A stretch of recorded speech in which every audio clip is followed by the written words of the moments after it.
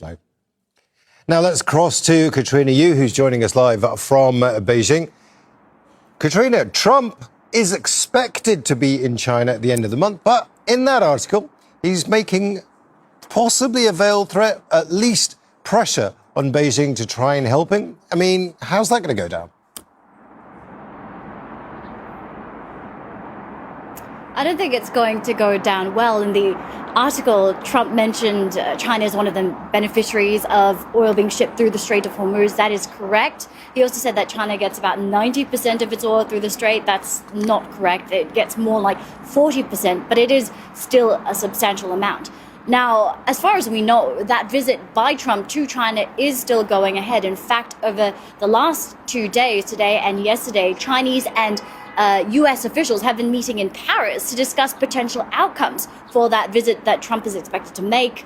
And the Chinese side and the U.S. side said that was constructive and positive. So we're yet to hear any official response to this Financial Times interview. But if that meeting or that summit were to be cancelled, it would indeed be a blow. This has been months in the making. And the whole point of this visit is to stabilize the relationship between the two biggest superpowers, to prevent a long list of disagreements from spiraling out of control into a wider conflict. And there's a lot at stake for both the U.S. and Chinese economies. On the agenda were a few trade agreements, the discussion about the export of rare earths from China to the U.S. and technology exports from the U.S. to China. So if this were to be delayed or postponed indefinitely, that would be bad news for the companies operating in both countries. And it does show how volatile this relationship between Washington and Beijing is.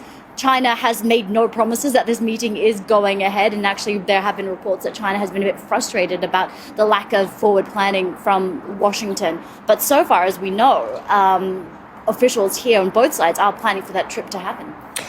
Now, Katrina, one thing we do know about Donald Trump is he's very, very good at threatening nations. Now, if he does threaten to delay or cancel even the summit, what does China do then?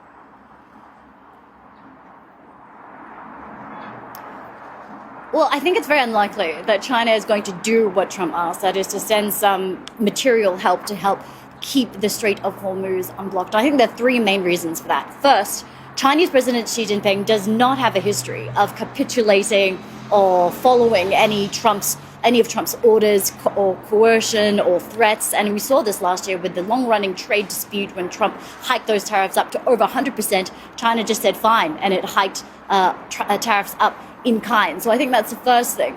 The second thing is that we know that China has been one of the biggest critics of the U.S. and Israel's war on Iran. It condemned those attacks that happened when negotiations were still underway. China's foreign minister has said time and time again that force is not the answer. It's urging for de-escalation and return to the negotiating table. So it's quite difficult to imagine that Beijing would send firepower to that region.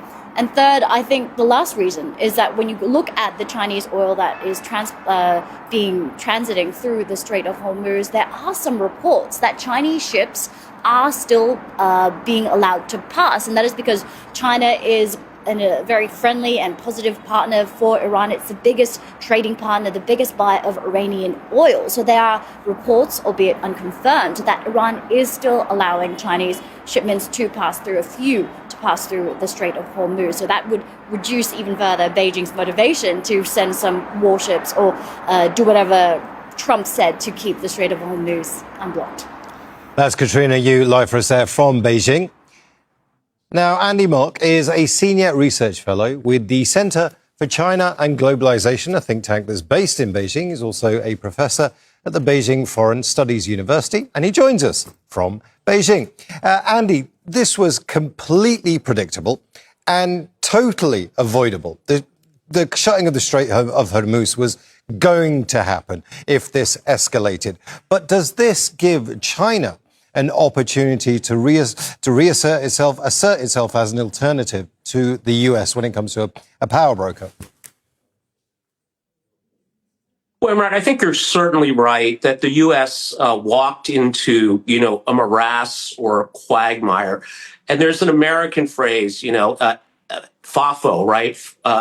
Mess around and find out. And I think it really again, for whatever reasons, is finding itself entangled in a situation that's very, very difficult to extract itself from. And I think the best way to understand maybe how China is viewing this is there's a very famous saying, I believe, attributed to Napoleon: never interrupt your opponent when he is making a mistake. So I think that from that perspective, certainly while the U.S. is tied down, I think while its Navy, which was originally under tremendous stress, and one way I've heard it put is while the U.S. military, the tip of the U.S. military spear is sharp, the shaft is brittle, and I think we are seeing that play out as well. So that certainly distraction, certainly I think, is in China's interest. And then I think finally, China's approach to this really has been to any kind of conflict is to resolve it through mutual discussion, respect for sovereignty versus any sort of direct military intervention. So I think it does seem, as we heard Katrina just say too, that it seems unlikely that China would intervene in the way that President Trump is hoping for. But President Donald Trump puts a lot of stock in personal relationships. And he does have a relationship. We don't know if it's good or bad, but he certainly has one with Xi Jinping. And he's going to use that publicly to put pressure on China to try and help out. His biggest card he's got at the moment is cancelling the summit. What does that mean? Well, I think that's an interesting approach because certainly I think from the Chinese perspective, again, it recognizes and respects the bilateral relationship between China and the United States. But I think also, as we've seen over the last year or so, China also exerts tremendous leverage over the United States. It's not just the rare earth metals. It's the Boeing aircraft. It's the soybeans sold by American farmers. So I think while certainly personal relationships matter in diplomacy, just as they say in Hollywood, it's not show friends, it's show business. And I think that's even more true of diplomacy. Well, talking of diplomacy then, China has a very, very good relationship, a good working relationship with Iran.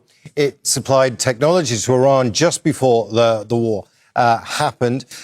What's the state of relations now between Iran and China? Because China hasn't stepped up in perhaps the way a lot of military analysts thought they might. But again, if you look at what China has done in previous conflicts, you mentioned that earlier, China doesn't really get involved militarily. Yes, I think that's absolutely right, Mon. And I think, again, this is a very profound difference, I think, in approach to diplomacy that is more than just tactical. But again, I would say it's philosophical as well. I also want to mention, I think, a very, very important point here that's not perhaps well appreciated. So China, of course, through rare earth metals, actually provides critical inputs into Patriot missiles, et cetera. So this is one area that I think the U.S. is acutely aware of.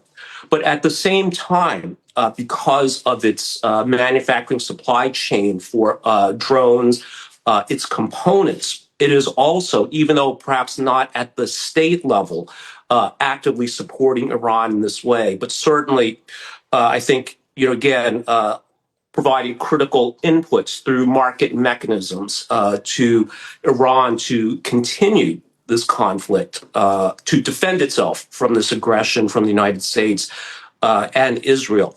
So I think this dynamic, I think, is also very, very important to appreciate. But Andy, what is the relationship? You just mentioned Israel there, and that was going to be my next question. Is there a relationship between China and Israel that China can leverage here? Right. Well, again, I think China's approach is, first of all, not to take one side over the other. And I think we see this very clearly in West Asia or the Middle East, in that it believes in the importance of relationships with all countries in the region. So it's not just the GCC countries. It's also, as we're talking about today, it's Iran, it's Israel. So and I think this is a very different approach to how the U.S. approaches diplomacy diplomacy in this region. And I think, again, we're seeing the negative impact on this. So it's not only the short-term oil disruption, the impact it might have on global economies, including the United States, but this may actually irrevocably damage the trust that, in particular, the GCC countries have in the United States. So I think, again, there are, I think, very high costs to the U.S. approach of taking one side. And I think these are becoming more visible with this recent action Andy by Mock, the Trump administration. Andy, thank you so much for your thoughts. Fascinating.